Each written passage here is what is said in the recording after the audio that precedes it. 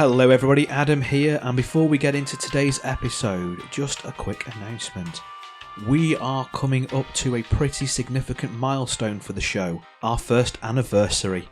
I know, it's crazy, it doesn't seem like it's been that long, but we've been going for a whole year, and we want to have ourselves a little bit of a giveaway to thank you all for sticking with us and supporting the show. So, we've got a prize, and have we got a prize for you? Not only is there a dice bag of your choice from our friends at Board Game Solutions, we have also commissioned Silverwing Armouries for a Force Majeure specific, unique, custom adventure journal.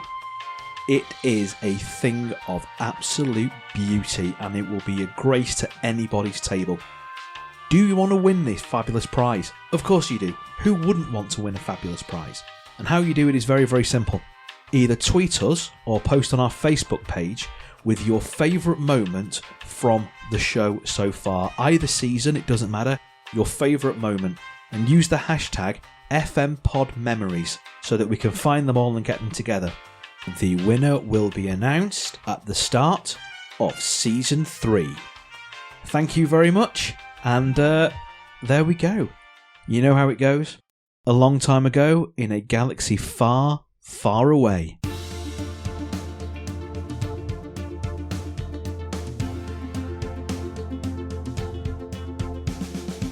You're listening to Force Majeure, an actual play Star Wars podcast. My name is Adam and I'm your host, and, well, actual play podcast perhaps a bit misleading for today's session because today we are not actually playing. Sorry, that's just where we're up to. So I'm not the games master for Shadows of the Jedi because we've just finished the chapter 1 of the campaign. Hi.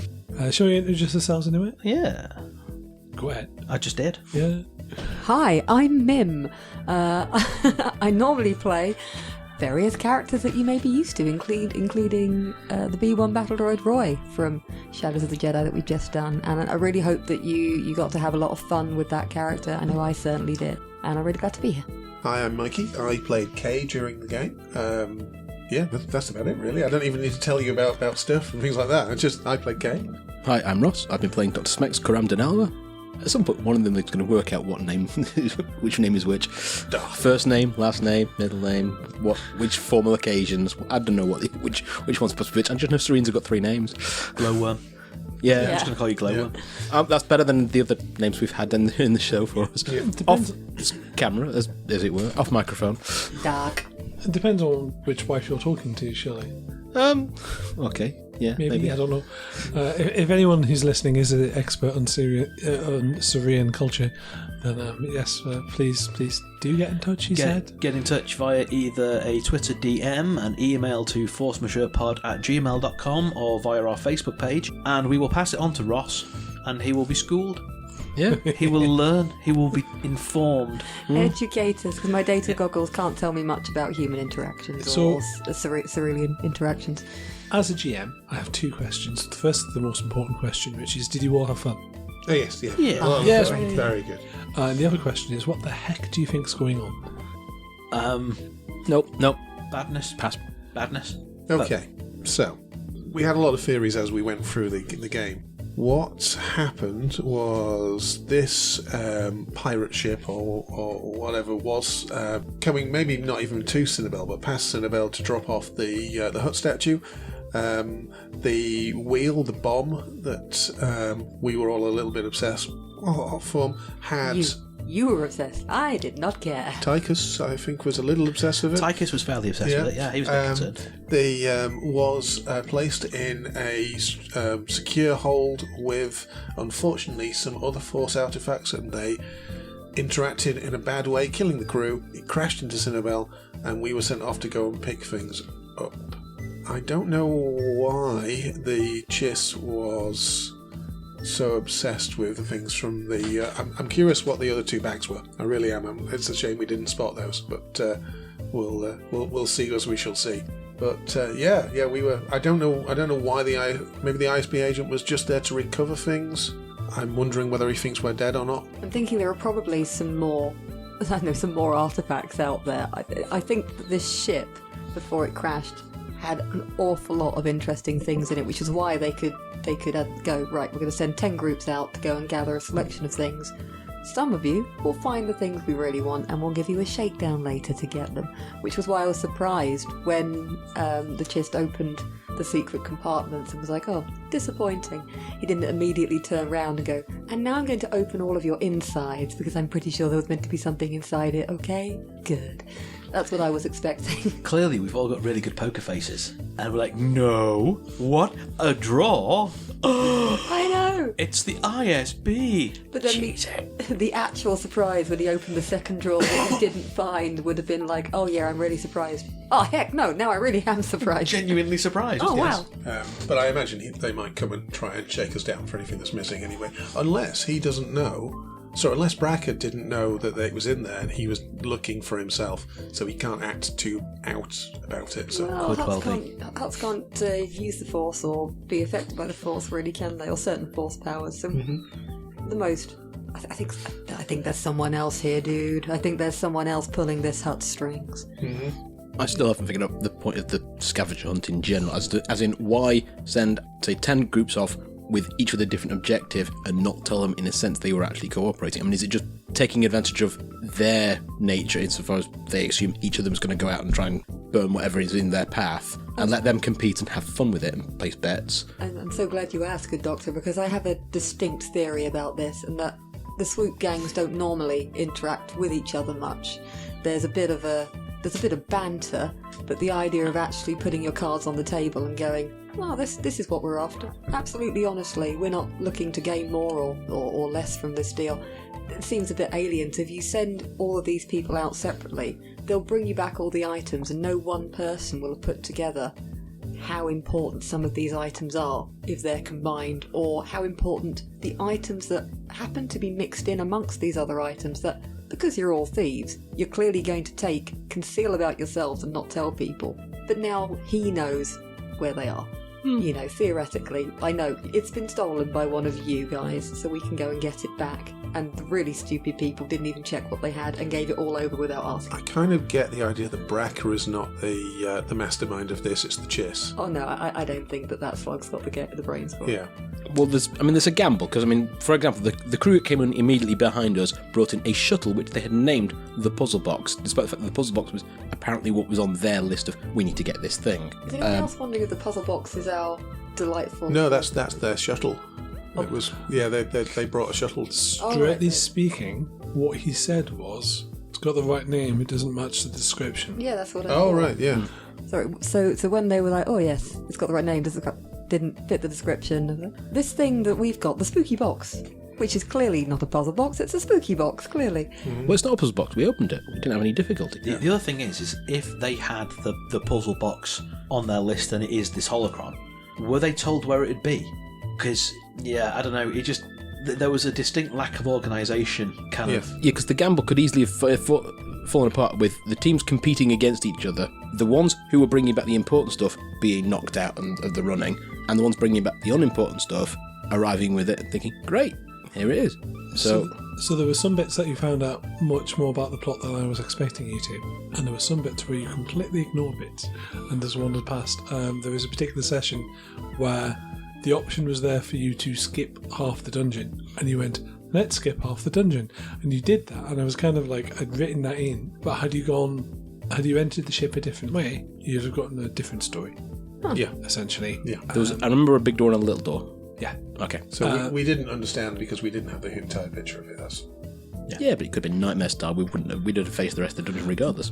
It would have been. The way I like to write role-playing games is I'll have a series of vague notes and then a rough timeline, and then I'll create factions and I'll be like, these people will do this unless they're interrupted, and these people will do this unless they're interrupted, and then you run them as almost as programs, and then you get them to interact.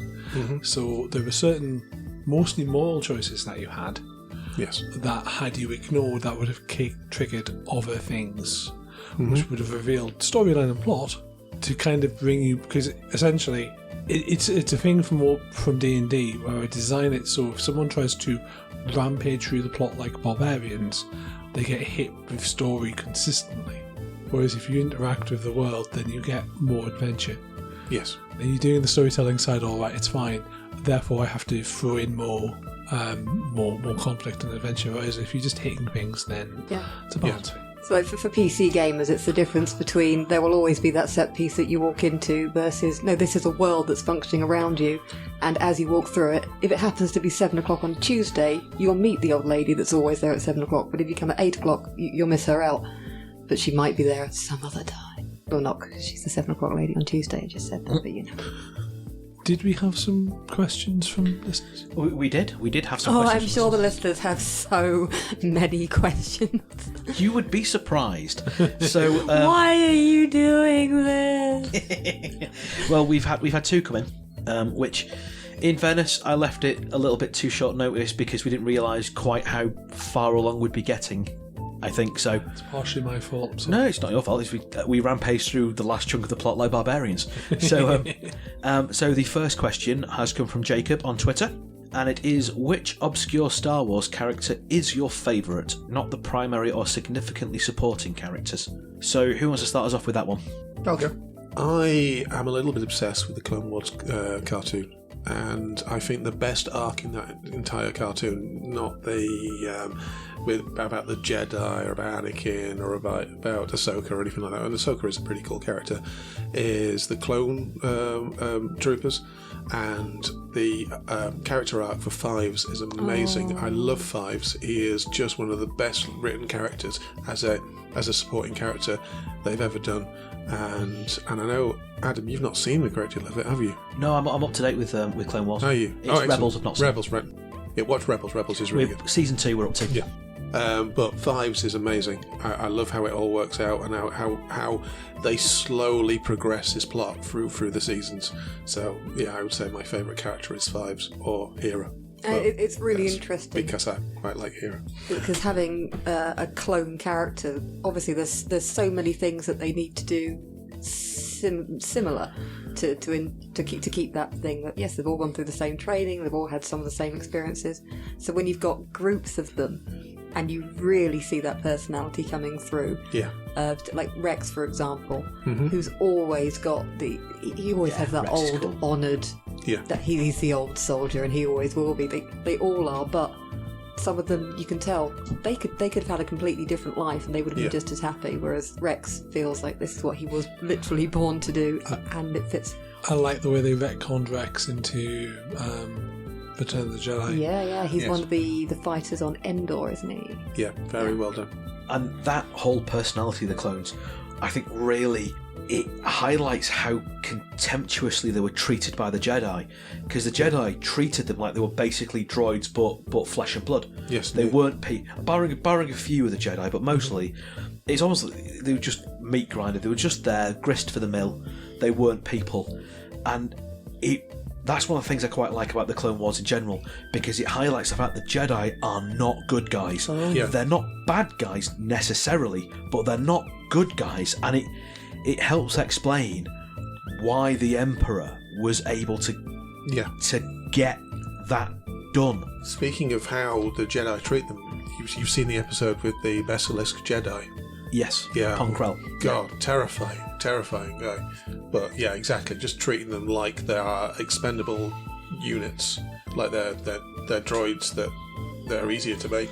I mean, being serious for a moment, one of the things with these great adventure films, you will have noticed it in a lot of the superhero films, is the things that people are fighting against, that your heroes are killing, are always faceless, not quite humans. And obviously in Star Wars, the easiest way they can have massive battles and not have to deal with any of the blood or the realism or the horror that it would be is we've got nice faceless droids, no blood, no guts, no gore. You can kill thousands, millions of them, and it's all just fun. It's like Lego Star Wars. And then you've got, well, actually these are all humans, but because we've dehumanized them, not by putting a helmet on them like the stormtroopers, but just by going, there's always another one.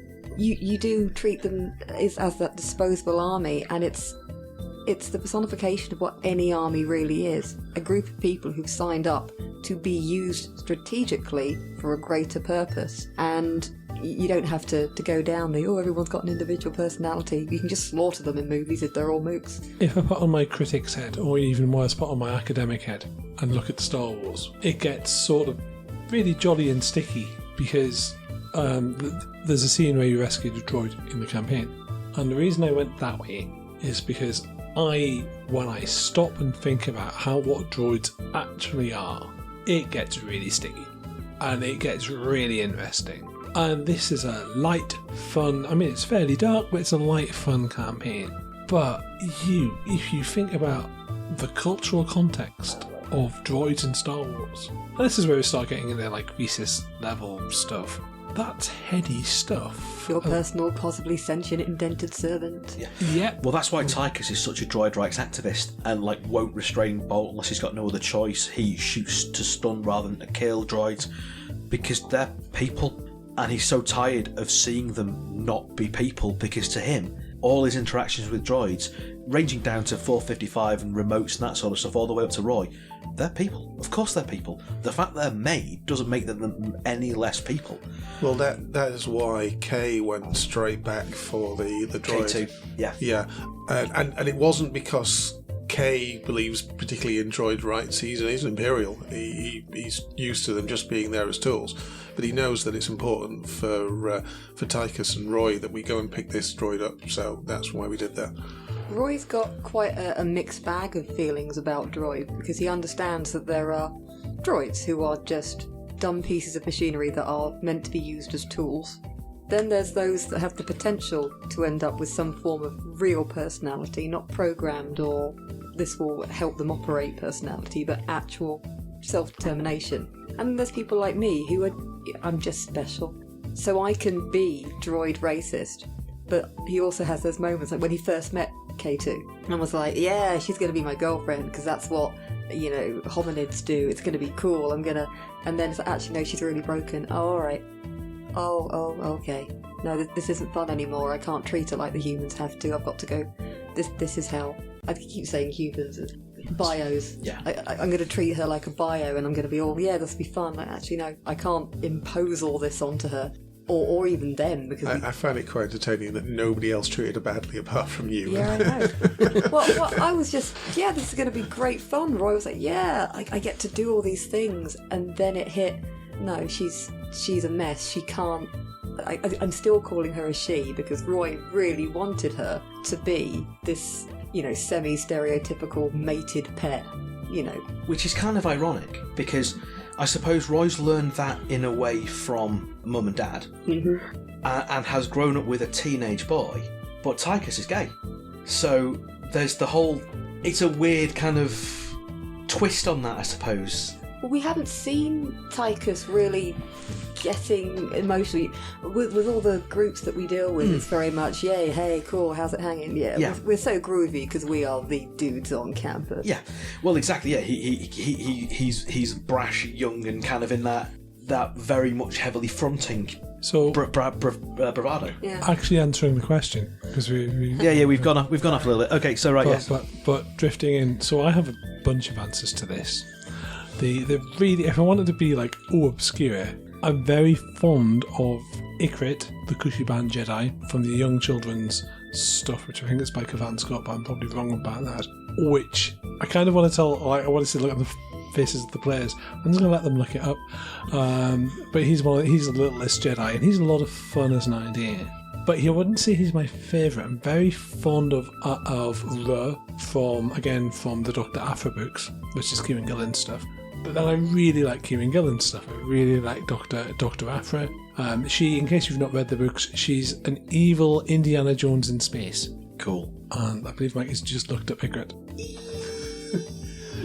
My gosh, that looks like our cat Jax has some kind of offspring with a Legomorph, in fact. Basically a buddy kitty Jedi creature.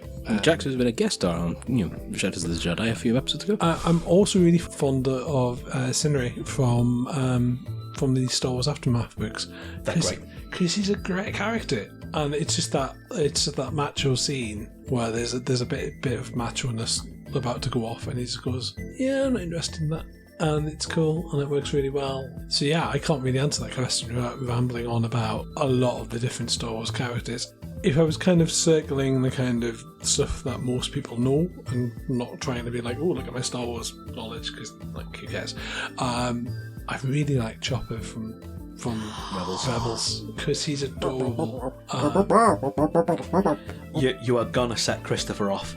He is not a fan of Chopper. I love Chopper. I'm sorry, Christopher, but if you don't like him, there's something wrong with your protocols. I think the reason, because I've known a lot of grumpy cats in my life, and Chopper reminds me of it, because they say as well, Pablo Hidalgo basically goes, he's meant to be the grumpy cat to R2-D2's clever dog kind of thing, like kind of the opposite in character design. And he is a grumpy kitty who will eventually come through for you. And like grumpy old man droid, I really like his character. But then again, you know, maybe it's just because I like the cute stuff in Star Wars. I can deal more with Chopper being grumpy, deliberately antagonistic, and trying to get in people's way or being whiny than I can with Ezra. When Ezra's whiny, it's like, no, I just want Chopper to push him off the shelf to get rid of his teenage angst. You know, no, you need Chopper to just go, no, shut up, shut your face. It's the moment when they have Chopper there when they want to write Chopper out because of plot, and he goes back to the place where he was almost ended. Essentially, it's just an episode where they land on the planet. It's not really very spoilery, sorry, but they find a particular place, and what they do to write Chopper out of that particular story, because Chopper turns up and then goes, is Chopper basically has some bad memories he has to deal with. You don't get that with droids and you don't get that in Star Wars in general. You certainly don't get that with droids. It's just really going circularly back to our conversation about how much fun droids are and how interesting. I've just been thinking through the movies because I haven't seen Rebels or Clone Wars, which I really ought to rectify. Yes. The one that's, and I don't know why I feel particular empathy for this character, and it sort of resonates with the conversation we just had on the droids, is, and I don't know the character's name, doesn't help. The guy in Empire Strikes Back, Lando in Cloud City, has an assistant who is Lobot. Okay. The guy with the visor? Yeah, okay. Yeah. I know nothing about this guy, but he seems to be under the radar as far as the Empire is concerned, totally jumping straight with the plot and, you know, helping them out. Doesn't even escape, as it turns out. But what's interesting about Lobot, he's played by a chap called Tom Collins or something like that, and he originally had lines, and they decided while shooting and pushed by him that he was not going to have any lines in it at all. So he was just going to be a reactionary sort of thing. So I think it's in Lobot's sort of character that he doesn't speak anymore. Very much like the guy from Superman with when they fight Zod, the big guy doesn't speak. Oh, right. None? Yeah, I can't remember. Yeah, no. So he didn't speak because the other two were had very theatrical voices and he wasn't. But but in Superman, that guy's obviously you know, strong and he's the muscle, whereas Lobot, is not, you know, he isn't a muscle character. Yeah, he's not. But he was just there to react because of something they decided on the set. And it really works for him. Because it's Lucas, he's got quite a detailed backstory now. None of that is cultural trappings or anything. He had invasive surgery to be a cyber hacker, you know, communication interceptor kind of thing, and it's all for the benefit of Cloud City. If I recall, it's quite sad. You can't tell whether he's from the movie whether he's a slave, whether he's his own person. No. He was a criminal who tried to, if I remember rightly, after Lando had basically taken over Cloud City, he was a criminal who tried to undermine Lando, got caught and was going to be executed, and Lando went, "Oh, you could work for me." And he went, "All right, I'll work for you then." And that's when he had the surgery done. So basically, he's the central processor of Cloud City. It all goes through him. It's a theme that George R. R. Martin really likes in his science fiction. He has this thing about brains being either swapped or enhanced with computers and that sort of thing. It's an interesting science fiction side thing that people don't go into a lot, especially in stuff like Star Wars, which is space opera. Yeah, it will probably come as a surprise to people that I hadn't, going way back to what you were saying Ed, about the Aftermath books by Chuck Wendig, which are top. I hadn't read Aftermath when me and Mim kind of came up with the character ideas for Tychus and Roy, and then I did read Aftermath and went, Temmin and Mr. Bones. Mr. Bones, indeed. Cool. So, you know, Chuck, don't sue us. Please. I didn't know, but I like that because they're kind of similar in some ways, but not. But I swear that he wasn't a direct lift. Yeah. My favourite obscure-ish is Hondo Anaka. I just love him. I think he's a great character. Hondo is just. I can't do the voice. He just steals a scene wherever he appears, and I just love Hondo. I love how completely amoral, triple-crossing, supremely charismatic pirate he is. I just think he's great. Yeah, Captain Jack for the Star Wars universe. Yeah, you can always trust a dishonest guy to be dishonest, so you can trust him. Absolutely, as long as you don't trust him. You should watch more Rebels.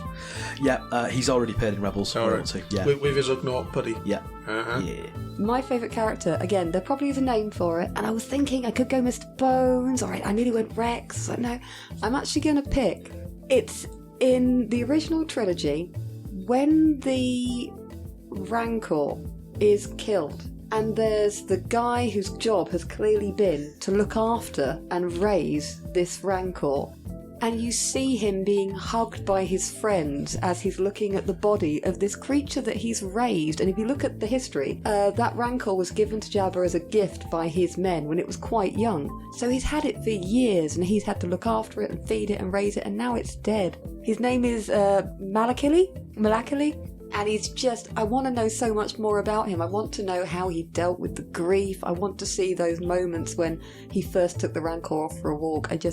It's this tiny snapshot in the entire universe of one man and his Rancor. And it's I'm pretty sure Adult Swim has done a skit on it. Probably. Because it's that sort of dark is where they live. They did a great one about the guy who gets his arm cut off, was an architect, and then he lost his job because he couldn't draw anymore. It's awful. I'm trying to think of any other moment in a Star Wars film where someone who stayed a villain mourns of the loss of a villain. I can't think of another example off the top of my head. Already many films. Yeah, good point. I mean, sometimes there's really, he was really one of us. He was always one of us. That he was bad, he had a redeeming thing, so even though he only briefly redeemed himself, but this was proper, no, you killed the monster. You know what that makes you? A monster.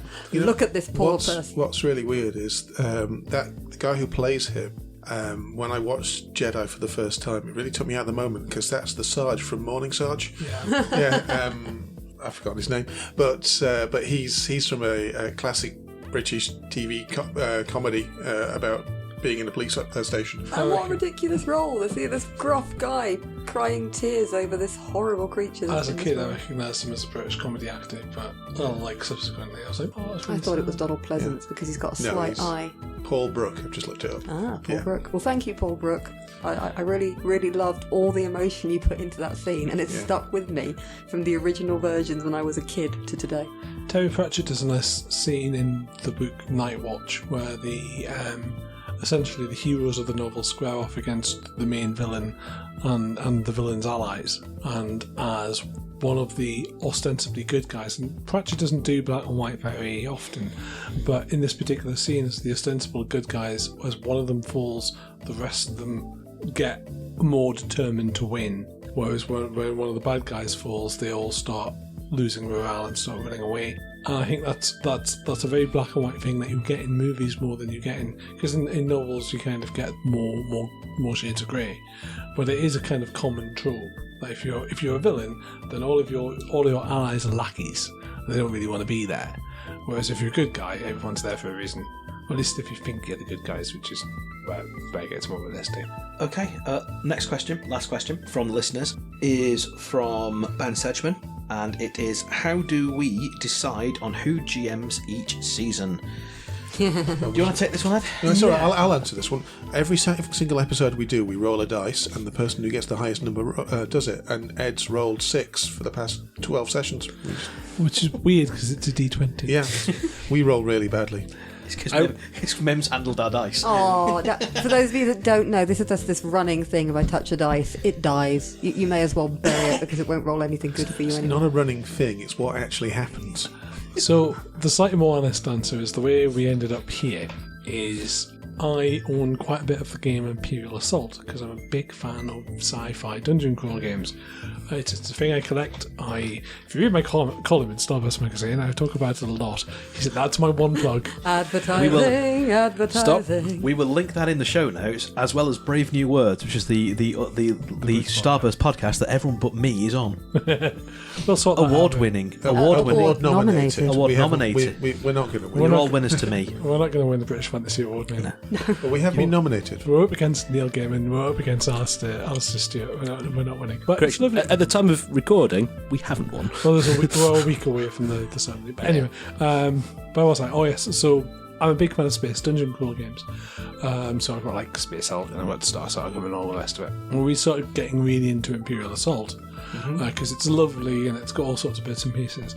And I was like, let's get Adam along. And I was like, oh mate, are you running a Star Wars role playing game? And I was like, we're running Imperial Assault. And it kind of went with like, but I kind of like to run Star Wars, and it kind of cascaded from there because you were getting really into the podcast. Yeah, Redemption and Dice for Brains were the big two. And then the next thing I know, you're like sorting out equipment and all the rest of the stuff, and I'm like, okay, well it's on then.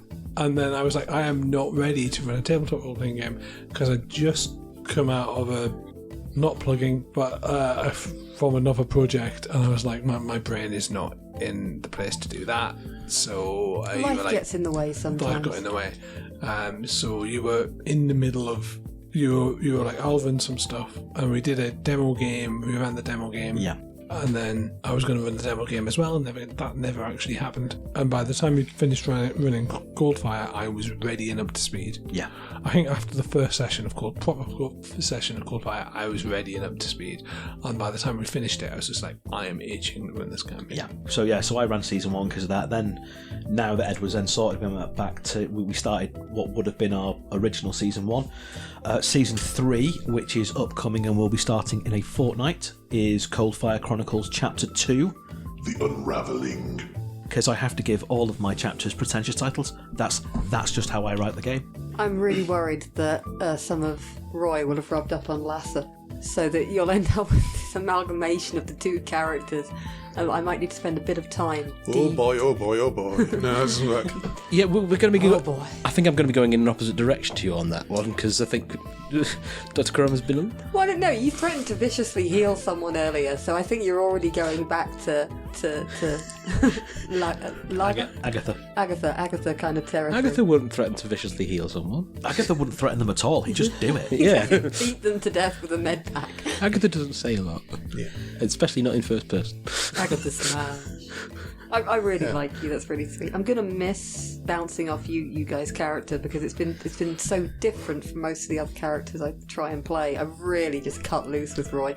Roy's been brilliant. You guys might not know on the other side of audio world because of all the outtakes that you never heard because Roy just went mental. All sorts of stuff.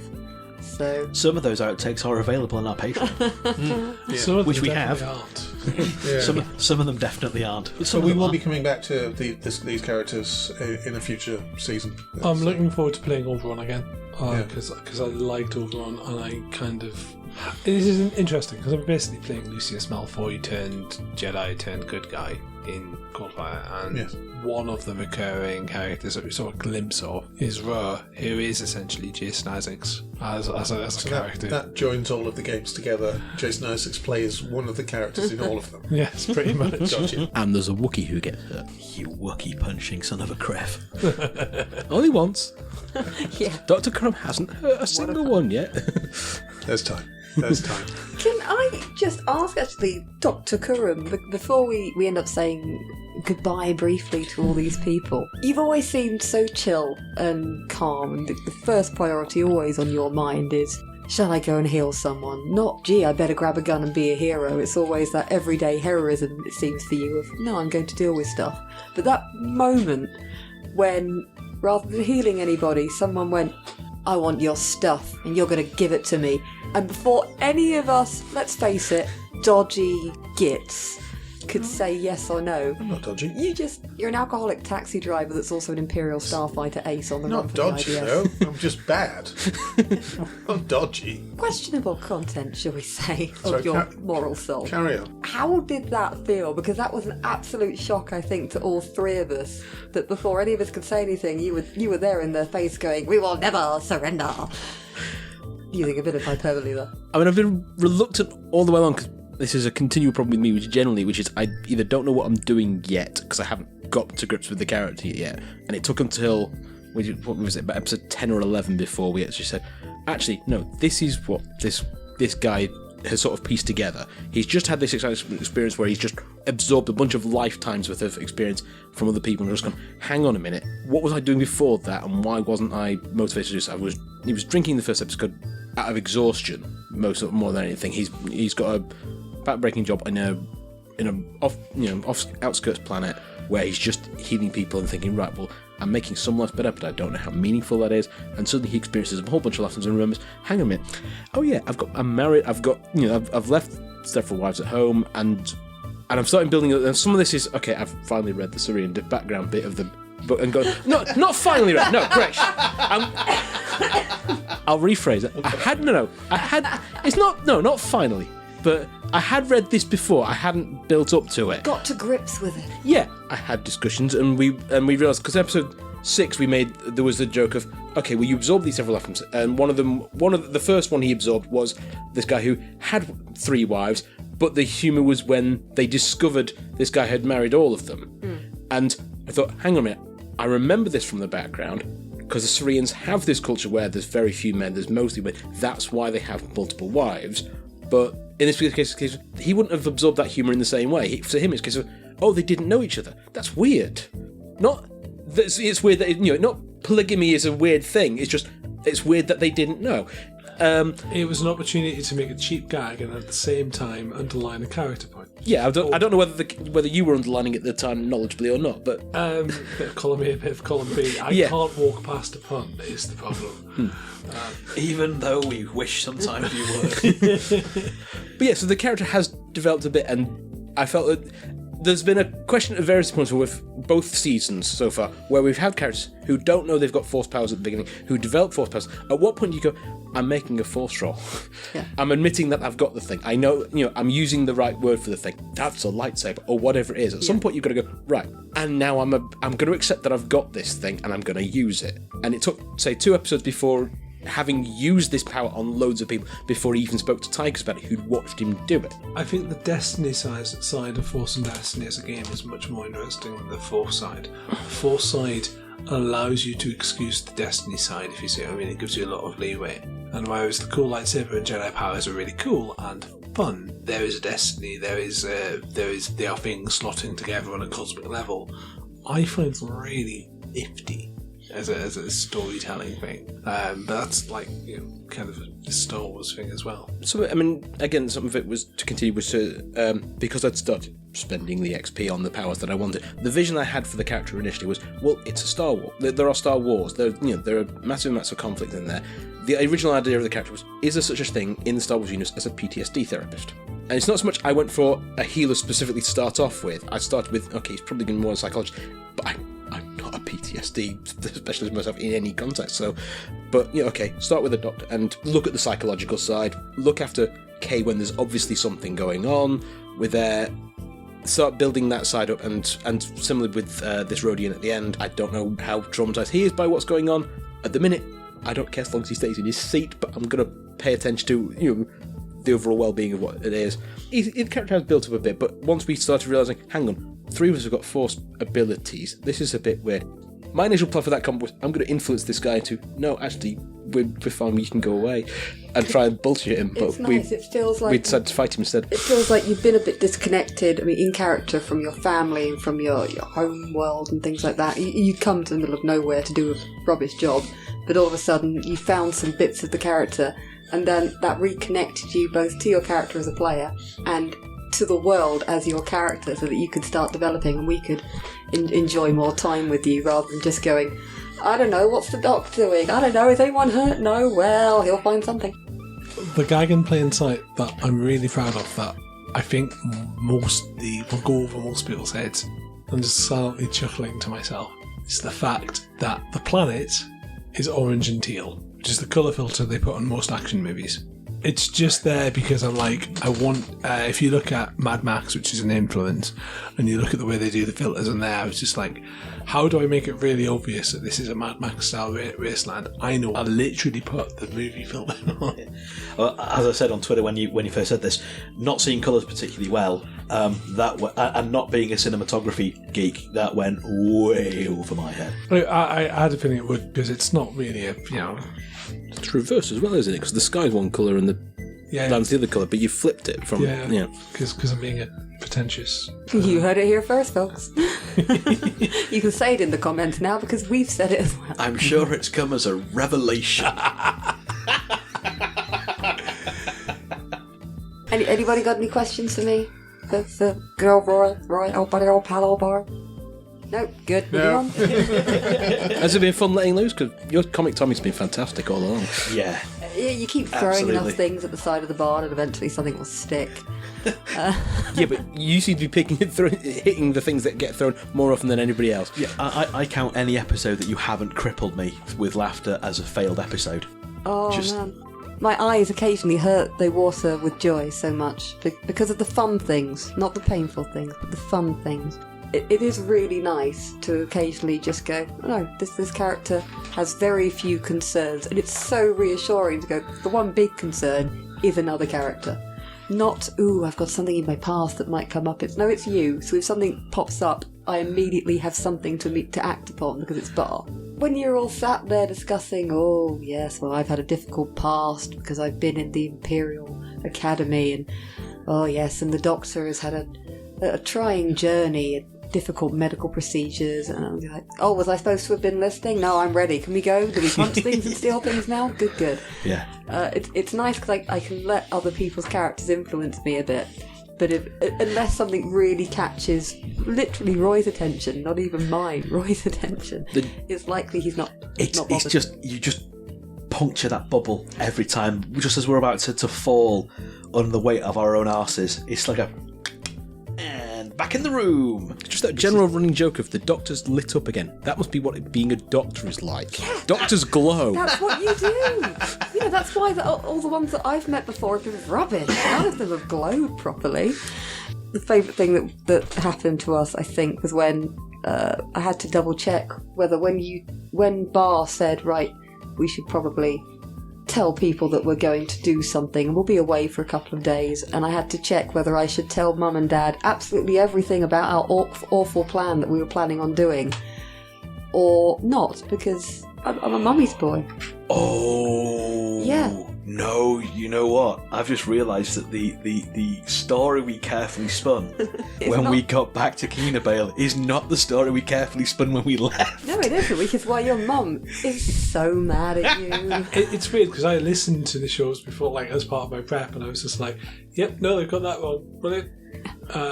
Which is always fun. Not to mention that you never repaired me after our fight, so I've still got all the dents and everything. The doc never repaired me. It's all your fault, Ross. That's it. It's all been nailed. As the most responsible adult round this table, Doctor. Right. I would help, but I've been drinking. So. I'd been itching to swing in the obligation, by the way, from the start. Oh, me too. And I'd, like, just before we started the campaign, I'd watched RoboCop 2. And I was just like, that's how that works. I have this mental image of the family bar and little Tychus, and they're just going, oh no, we should add that one. And there's so many little protocols that are there that are just tiny mithering things. Make sure he eats his vegetables. And it's just like, depending on the situation, there's so many that can swing in, but it's a 40% chance, and most of the times I rolled it, for some reason I just rolled like 60 or 70 or something. It's just like, oh well. It's nice because I can go silly with it because I'm designed to look after kids, and if you've ever seen kids' toys, they are so dumb. you pull things and they make noises and they have different textures because people like to gum on things and chew on things. So if you were dealing with this as a really high-tech kid's toy, you could put all sorts of stuff in it. And I've always sort of pictured it as an overloaded mobile phone. He's got apps from years ago that are no longer going to be needed. He never needs to give Bar a baby bottle again. But we don't believe in memory wipes for our friends. So. Yeah, it's part of the identity of Roy and the fact that he's a free droid. So he's not going to delete anything unless he really, really knows he doesn't need it. You never know. So the lubricant from the last episode is really not fresh then? Oh no. Oh, it's old. It's really old. I've got this image that you've got all sorts of like you're about to target and fire a rocket at something, and then suddenly the Bouncy Frog starts playing because of a crossed wire. I have an amazing collection of nursery rhymes in my memory bank. Are we running out of time? We are. I've got a last question then, which is quick fire. Go on. Okay, the description for this, which Ed provided us with, which has been on the website all the way along with it, is a genius, a penitent, a forgotten weapon, and a fool. Which of us, the four of us, do we think is which? I'm going to let Ed not answer that. I was going to say that I'm all of those things, but like me personally. But anyway. But you are GM, therefore you are God. I'm terribly sorry, but Kay is the penitent. Well, he's passed. Yeah. I suspect the Doctor is probably the genius, but he could easily be the fool. Or for that matter, he could be the forgotten weapon at this point. I don't know. No, I'm the forgotten weapon. It is true. I was crafted many, many years ago by the Empire to be... You're the fool. Oh. Does that make me the genius? Oh. Yeah, that's totally you. Is the Doctor's the forgotten weapon. Forgotten weapon and not absolute weapon. There's a difference. Well, he's about to be forgotten when the agency that gave him his posting is about to vaporise in a fireball. Well, it's not happened yet. Goodbye, Alderaan. I really hope your mum takes the lightsaber out your pocket before she washes your jacket. Well, they are not tumble dry safe. Vroom, vroom, vroom. He's going round and round.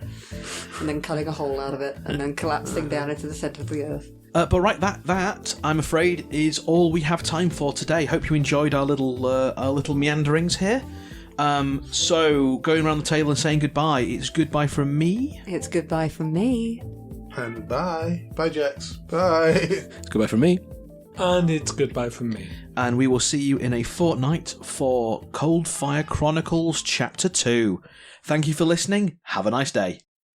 Before we sign off this season for good, one last little note. This is just to alert all right-thinking citizens of the Empire that those most notorious criminals, Lisbeth Starlighter, also known as the Red Corsair, and Draxel Pinopolis, known as the Two-Gun Griff, are still extant and operating in the Outer Rim. It is understood that their last ship, the Smoking Bandit 1 and indeed the Smoking Bandit 2, have been destroyed. They appear to be at large on a vessel now called the Smiling Banther. If any citizen sees anything about these two most notorious criminals, please contact your local ISB office and you will be rewarded. Emperor watch over you.